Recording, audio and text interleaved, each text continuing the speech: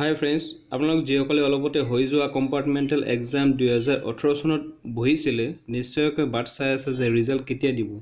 হয় friends, result অহা সপ্তাহত দিয়াটো প্ৰায় নিশ্চিত হৈ পৰিছে। এতিয়া প্ৰশ্ন হয় যে আপোনালোকে ঘৰতে বহি ৰিজাল্ট কেনেকৈ চাব। আহক এই ভিডিঅ'টোত আমি চাই লওঁ, কাৰণ সকলোৰে মনত এটা প্ৰশ্ন আহিছে যে ৰিজাল্ট কেতিয়া দিব, কাৰণ নতুন এডমিশ্যন ল'ব লগা আছে কলেজবোৰত গৈ এডমিশ্যন পাম নে নাপাম, সেইবোৰৰ প্ৰশ্ন আমি এইটো ভিডিঅ'ত উত্তৰবিলাক দি আছোঁ। Welcome to eShiksha.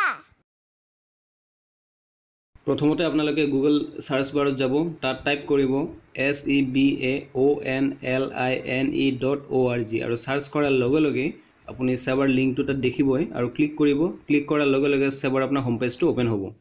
নেক্সট আপোনালোকে হোম পেজটো ওপেন হোৱাৰ পিছত তাত লিখা থাকিব যে কম্পাৰ্টমেণ্টেল এক্সাম ৰিজাল্ট 2018।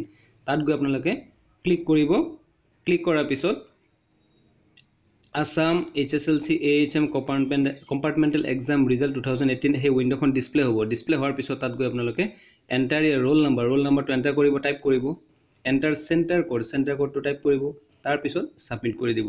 আৰু যদি টাইপ কৰাত যদি কিবা ভুল হৈছে তেতিয়াহ'লে আপোনালোকে ৰিসেট মাৰিব, পুনৰাই সেইখিনি বস্তু টাইপ কৰিব। এনেকৈ আপোনালোকে ৰিজাল্টটো চাব পাৰিব। চোৱাৰ পিছত ৰিজাল্টটো প্ৰিণ্ট আউটো ল'ব পাৰিব।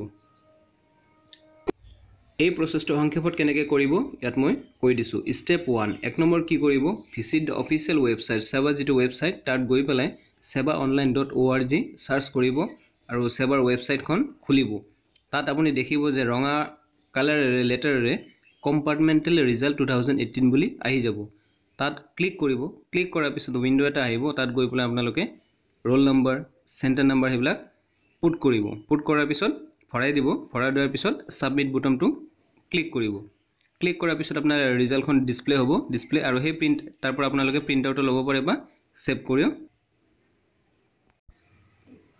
প্লিজ আপোনালোকে এই ভিডিঅ'টো লাইক কৰিব আৰু ফ্ৰেণ্ডছ সকলৰ মাজত শ্বেয়াৰ কৰিব আৰু সাবস্ক্ৰাইবো কৰি থৈ দিব পাৰে, যাতে এনেকুৱা ধৰণৰ আগন্তুক দিনত যিবিলাক ভিডিঅ' আহিব লগা আছে সেইবিলাক যাতে আপোনালোকে সকলোতকৈ আগতীয়াকৈ পায়।